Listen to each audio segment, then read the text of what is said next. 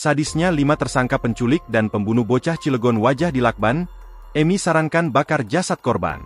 Terkuak kekejaman Emi, salah satu dari 5 pelaku penculikan dan pembunuhan bocah bernama Akila Tunisa Prisca Herlan di Kabupaten Lebak, Banten. Diketahui kelima pelaku bernama Rahmi, Saenah, dan Emi, merupakan perempuan. Sementara 2 lainnya, Yayah dan Ujang merupakan pria. Kelimanya ditangkap pada Sabtu, 21 September 2024, di 2 daerah, yaitu Cilegon dan Pandeglang. Di media sosial viral video, Emi saat diinterogasi polisi. Katanya lu nyuruh bakar lu. Lu kan yang nyuruh bakar mayatnya? Pegang ngelakban. Apa yang lu lakban? Yang nempeleng siapa yang nempeleng? Iya sampai rontok, diapain? Diapain? Dudukin siapa Yang ngedudukin? Berdasarkan potongan video yang diterima tribunjakarta.com, terlihat Emi menggunakan kaos biru.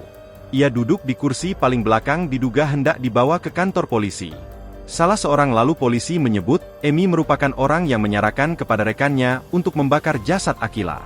Namun saran tersebut tidak dilakukan.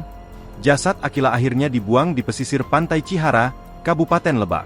Saat pertama kali ditemukan wajah bocah tersebut tertutup rapat lakban hitam, tak cuma itu di tubuhnya juga terdapat banyak memar. Katanya Lukan yang nyuruh bakar mayatnya, teriak polisi. Emi hanya diam tak bergeming. Sejumlah polisi terlihat sangat geram dengan Emi. Pernah punya anak gak? Pernah punya anak gak kamu? Teriak petugas polisi yang geram dengan aksi biadab pelaku. Emi tak menjawab apapun, hanya mengangguk dan melihat ke bawah. Emi lalu menjawab seseorang yang menyuruhnya untuk membunuh, Akila memiliki utang sebesar 150 juta rupiah. Emi mengaku dirinya dijanjikan uang sebesar 50 juta rupiah jika berhasil membunuh bocah tak berdosa tersebut.